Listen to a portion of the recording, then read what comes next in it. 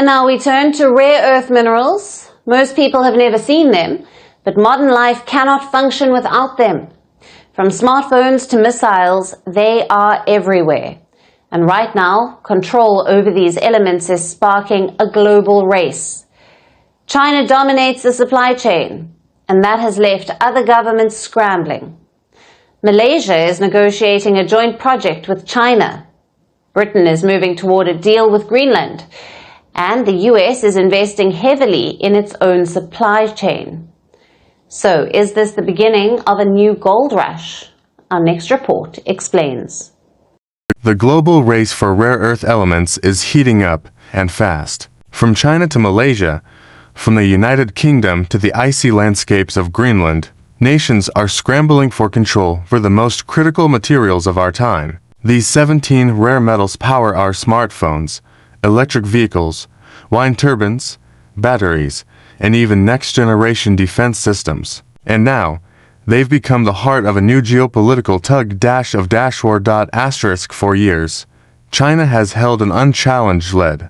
Beijing mines the majority of the world's rare earths and refines nearly 90% of the global supply. That control gives China enormous leverage in the global economy. When Beijing tightens export controls or limits production, the ripple effects are immediate. Prices surge, factories stall, and governments panic. Now, as tensions rise between China and Western nations, the world is realizing just how vulnerable it has become. These are not just minerals, they are the backbone of the modern age, and whoever controls them controls the future. Reports now suggest that Malaysia is in talks with China to build a new rare earth refinery. If confirmed, the deal would strengthen China's already dominant refining network and further cement its influence in Southeast Asia. Malaysia, which already has its own rare earth reserves, sees this partnership as an economic boost, an opportunity to create jobs, attract investment, and gain technological know-how. But critics warn that such cooperation could make Malaysia even more dependent on Chinese supply chains and leave smaller nations with limited bargaining power. Meanwhile, across the globe, the United Kingdom is moving in the opposite direction. London is preparing a new minerals partnership with Greenland, one of the world's untapped frontiers for rare earth mining. Greenland's icy terrain holds significant deposits of neodymium and dysprosium metals critical for electric vehicle motors and renewable energy technologies. The partnership could mark a major step for Britain's post-Brexit industrial strategy, diversifying away from Chinese dominance while strengthening supply chains with trusted partners. But developing these resources won't be easy. Greenland's harsh environment, environmental concerns, and logistical challenges all pose steep hurdles. Around the world, governments are waking up. The United States, Japan, and the European Union have each launched initiatives to secure critical minerals, from new mining projects in Africa and Australia to recycling efforts and new refining technologies. The rare earth race is no longer just about economics. It's about security, sovereignty, and survival in a world increasingly powered by green technology. The rare earths beneath our feet are now as strategic as oil once was. And in this new energy era, control over these 17 elements could define the balance of global power. As China and Malaysia deepen ties, and the UK turns north to Greenland, one thing is clear: the competition for rare earths has entered a new phase. It's not just a race for resources, it's a race for the future. For more global insights and geopolitical updates, don't forget to like, share, and subscribe. This is your channel name, bringing you the stories shaping tomorrow's world, today.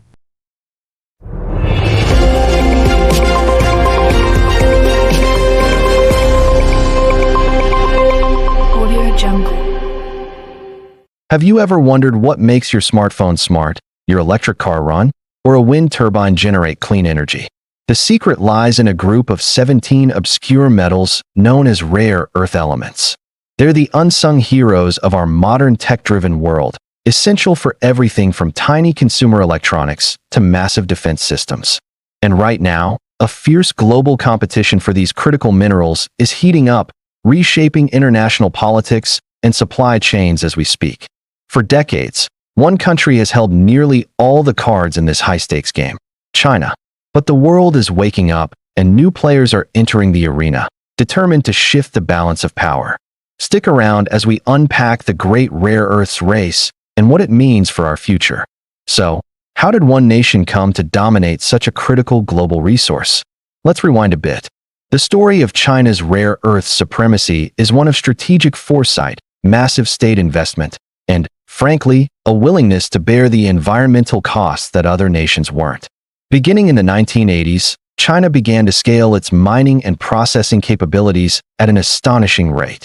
They understood early on that controlling these elements meant controlling the future of technology. While the rest of the world saw them as just another commodity, China saw them as a strategic asset. Today, China doesn't just mine the majority of rare earths. It refines nearly 90% of the entire global output. This gives Beijing incredible leverage. Think of it like this. It's not just about owning the oil wells. It's about owning all the refineries, too. This dominance became crystal clear when Beijing started using export controls, sending shockwaves through global markets and serving as a stark wake-up call for governments worldwide. This dependency has created a dilemma for many countries, and Malaysia is a prime example. The nation is caught in a delicate balancing act. On one hand, Malaysia has its own ambitions in the rare earth sector. It possesses significant reserves and sees an opportunity to climb the value chain, moving from simple mining to more lucrative processing and manufacturing. This could mean a huge boost for its economy and technological capabilities. However, developing this industry isn't simple. It requires immense capital and highly specialized technology, which is where the other side of the dilemma comes in. Recent reports suggest that Malaysia is in talks with none other than China to potentially build a new rare earth refinery. This partnership could provide the much-needed expertise and investment to kickstart Malaysia's ambitions. But it also raises serious questions. Would this move deepen reliance on the very country the world is trying to become less dependent on?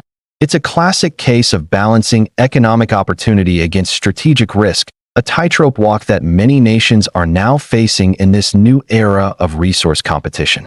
The ripples of China's dominance are being felt far and wide, forcing a major rethink of global supply chains. For years, the mantra was efficiency at all costs. Companies sourced materials from wherever was cheapest, which often meant China. But the recent disruptions have exposed the fragility of this system. It's no longer just about cost. It's about resilience and security. A single policy change in Beijing can halt production lines in Detroit, Tokyo, or Berlin. This realization has triggered a global scramble to diversify. Governments are now actively stepping in, offering subsidies, streamlining regulations, and forging new alliances to build alternative supply chains from the ground up. This isn't just about finding new mines. It's about creating a complete mine-to-magnet ecosystem outside of China's control. This includes exploration, extraction, processing, refining, and manufacturing the final high-tech components. It's a colossal undertaking, a wake-up call that has finally been answered, pushing nations to collaborate in ways we haven't seen before. And that collaboration is leading to some fascinating new partnerships. Enter the new power players, the United Kingdom, Malaysia, and Greenland. It might seem like an unlikely trio, but their emerging roles are a perfect illustration of the new global strategy. The UK, for instance, is looking beyond its borders, leveraging its financial and diplomatic strengths. It's reportedly preparing a landmark minerals partnership with Greenland. Why Greenland? Because this massive, ice-covered island is sitting on what could be one of the largest untapped rare earth deposits in the world. Meanwhile, as we discussed, Malaysia is exploring its options, potentially leveraging its own deposits and strategic location in Southeast Asia to become a regional processing hub. These aren't isolated moves. They are calculated steps in a broader geopolitical chess game. Countries are forming new economic and security blocks centered around critical minerals, creating a multipolar world for rare earths where influence is more distributed and supply chains are more secure. This is the new frontier of resource politics. At the heart of many of these new strategies lies Greenland.